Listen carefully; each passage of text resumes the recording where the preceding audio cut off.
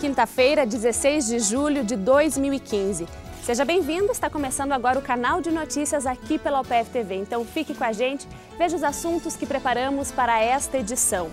Como foi a visita da equipe do BNDES, da Secretaria de Planejamento e Desenvolvimento Regional ao UPF Parque? O que deve garantir o marco regulatório do transporte coletivo anunciado ontem em Passo Fundo. Quem fala sobre o assunto é o prefeito Luciano Azevedo.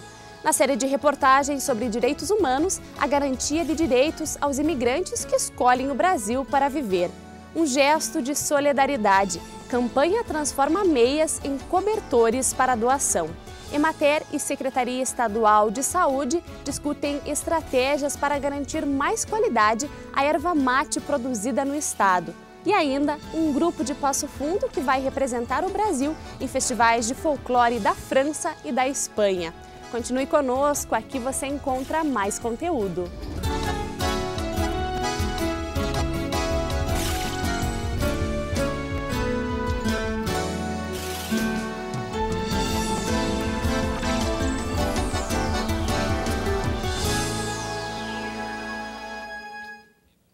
O Parque Científico e Tecnológico UPF Planalto Médio recebeu técnicos do BNDES e da Secretaria do Planejamento e Desenvolvimento Regional do Rio Grande do Sul. A visita foi ontem pela manhã. Inaugurado em novembro de 2013, o UPF Parque é o primeiro parque científico e tecnológico do interior do estado. O módulo 1, na área de TI, Tecnologia da Informação, conta com uma empresa âncora e uma incubadora com outras empresas do setor. O módulo 2 vai atuar na área da agricultura de precisão. O local recebeu a visita de técnicos do BNDES, o Banco Nacional de Desenvolvimento, e da CEPLAN, a Secretaria do Planejamento e Desenvolvimento Regional do Rio Grande do Sul. O encontro foi para conferir os equipamentos comprados via BNDES e que já estão sendo instalados no UPF Parque.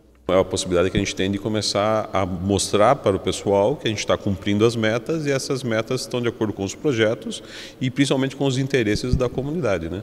O módulo 2 tem 10 laboratórios e aqui vai funcionar o microscópio eletrônico de varredura. A sala está praticamente vazia, mas em breve serão feitas análises de vários tipos de amostras, como tecidos secos, sistemas biológicos, entre outros. Já nesse laboratório, o Nutra-Ali, que faz desenvolvimento e avaliação de alimentos funcionais e nutracêuticos, os equipamentos adquiridos estão instalados. Segundo a coordenadora do laboratório, aqui serão feitas análises de alimentos nas áreas da nutrição, biologia, farmácia e engenharia de alimentos. A gente busca o desenvolvimento de alimentos, que tenham uma função não somente de nutrição, mas de prevenção de doenças. Então, aquele alimento que vai ser utilizado com uma finalidade de antioxidante ou com uma quantidade maior de fibras. Então, tudo dentro de uma perspectiva científica. Então, por isso, o laboratório é desenvolvimento e avaliação. Então, a gente extrai, por exemplo, antioxidantes de frutas e usa esses antioxidantes no desenvolvimento de bolos. O tempo chuvoso impediu a equipe de visitar as obras do terceiro módulo do UPF Parque, que também conta com recursos do BNDES e governo do estado. Nós acreditamos que a gente vai estar com a incubação e mais a central multiusuários plenamente até o final do ano. O módulo 2 recebeu investimento superior a R$2 milhões. O complexo vai desenvolver as empresas da região, qualificar a pesquisa acadêmica e oferecer qualidade nos produtos que serão utilizados pela comunidade no futuro. O nosso papel é justamente esse, de fazer essa sinergia, essa ligação com o ambiente acadêmico, com o ambiente do Parque Tecnológico, da pesquisa interna, com as empresas nas suas demandas específicas, oferecendo e também recebendo as demandas que porventura forem chegando. E o prefeito Luciano Azevedo anunciou ontem 3 ações que vão ser adotadas para remodelar e qualificar o sistema de transporte coletivo em Passo Fundo. A jornalista Zumara Colucci conversa agora com o prefeito sobre o assunto. Zumara. Pois é, Kelly. As ações anunciadas ontem são a fixação de um marco regulatório, a contratação de um laboratório de transporte e um plano de investimento para a Codepas. Prefeito Luciano, bem-vindo ao canal de notícias. Vamos começar pelo marco regulatório. Qual é a intenção do município de estabelecer esse marco? Bem, primeiro é atualizar uma legislação que já é muito antiga. A lei que regulamenta esse tema na nossa cidade é uma lei que já vai completar 50 anos. Ela é de 1966, portanto ela deve ser atualizada. E ela será atualizada, se depender de nós, para criar regras mais modernas que definam a condição do transporte aqui na nossa cidade. Nós estamos propondo, por exemplo, que os abrigos de ônibus, a instalação, o investimento e a manutenção seja a responsabilidade das empresas. Nós estamos propondo a prevalência do transporte coletivo sobre o individual. Nós estamos propondo no marco regulatório que nós tenhamos que privilegiar ônibus não poluentes, né? Sem emissão de gases tóxicos. E estamos propondo também que a cidade não terá, se depender de nós, o sistema de mototáxis.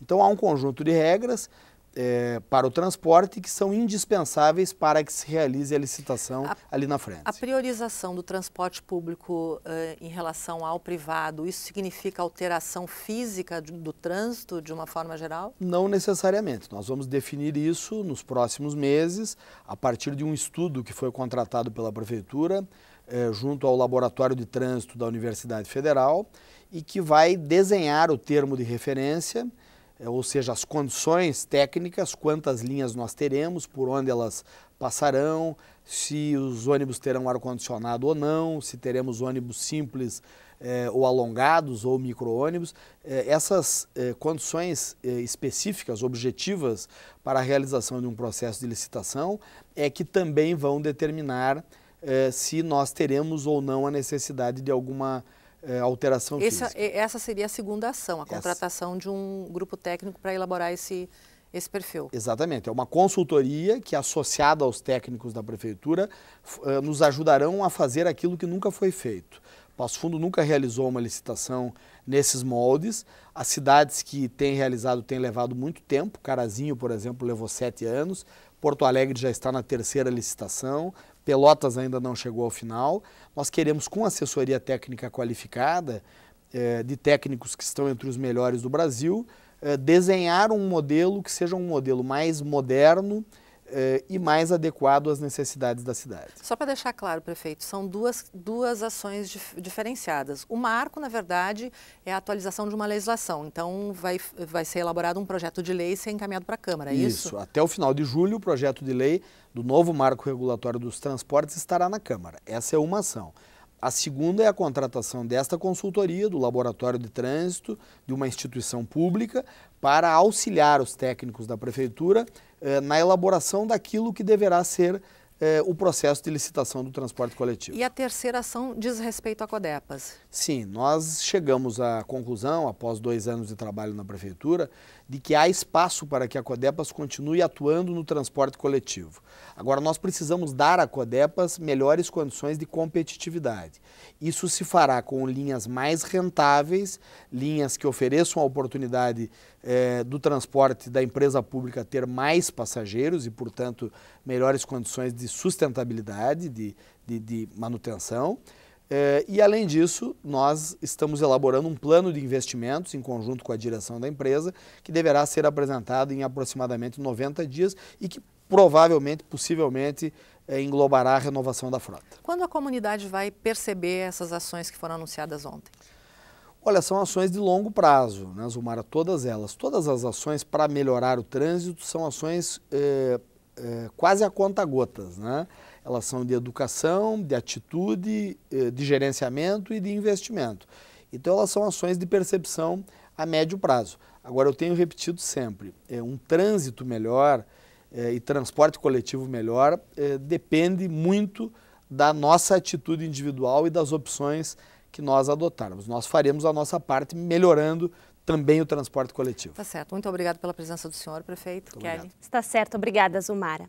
E estão abertas as inscrições para a 23ª Meia Maratona e Rústica dos 158 anos de Passo Fundo.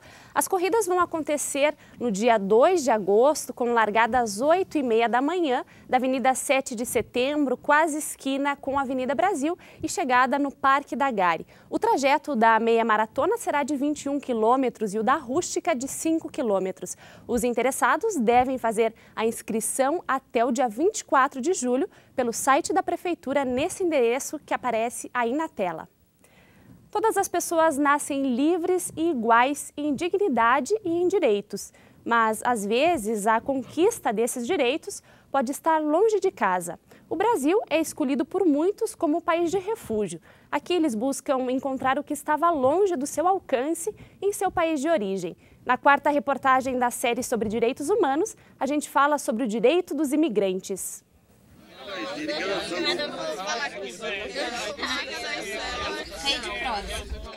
Direitos humanos é direito à vida, é direito à liberdade, é direito à igualdade, é direito à segurança, é direito à educação, é direito à saúde, né? Então, os direitos humanos englobam todos esses direitos que têm a ver com a própria dignidade da pessoa humana. Todos nós já nascemos com direitos, mas para algumas pessoas, ter um mínimo deles não é uma conquista fácil. Muitos precisam sair de seu país de origem atrás de melhores condições de vida.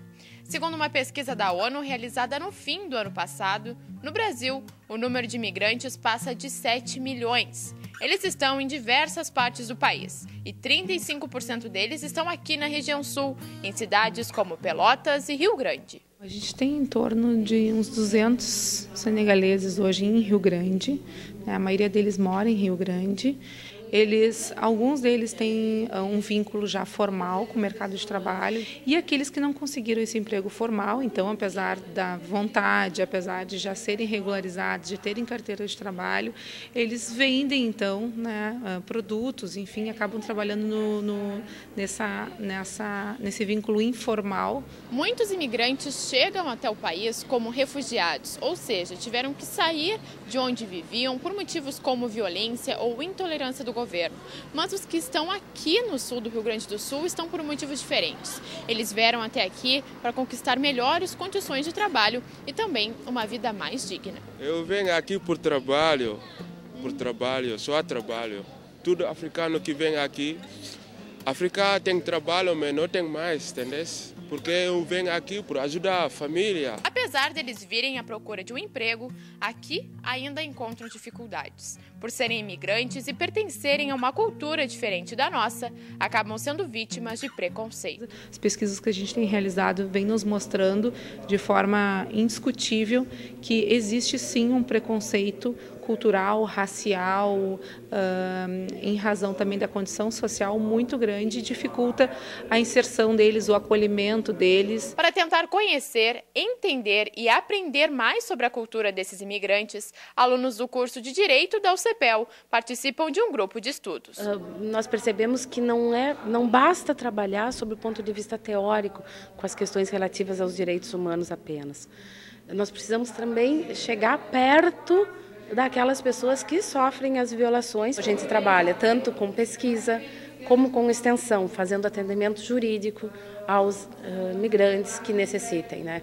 Regularizando as mais diversas situações, tanto as questões migratórias como as questões relativas a outras temáticas que eles precisam de assessoramento jurídico. Para os alunos que participam do projeto, conhecer a realidade dos imigrantes é uma maneira de contribuir tanto para a vida acadêmica quanto para a vida pessoal. Aprofundar o conhecimento sobre imigração faz com que se tenha uma visão diferente sobre as pessoas e sobre o assunto. Acabei descobrindo os imigrantes através das professoras.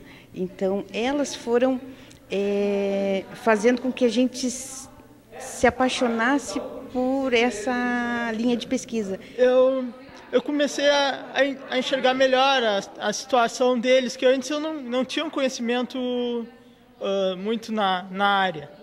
E aí eu comecei a compreender melhor os direitos dele. Assim como em todo o país, o Sul é mais um lugar onde esses imigrantes buscam levar uma vida um pouco melhor. Apesar das dificuldades terem diminuído com a vinda para cá, tem uma coisa que só aumenta com o tempo: a saudade da família e das coisas que deixaram para trás. Agora eu não vou embora agora, eu esperar pouco tempo, depois eu volto. Sim, porque a África é tudo para nós, porque a família é tudo, entendeu? Eu tenho mãe, pai, tenho tudo lá na África. Tem saudade de casa? Sim, muita saudade, muita saudade. E amanhã, na série de reportagens produzida pela Rede Prosa, formada por TVs comunitárias gaúchas, a gente mostra os direitos de quem está na terceira idade. E depois do intervalo, uma campanha que transforma meias em cobertores para doação. E ainda um grupo de Passo Fundo que vai representar o Brasil em festivais de folclore da França e da Espanha. Nós já voltamos.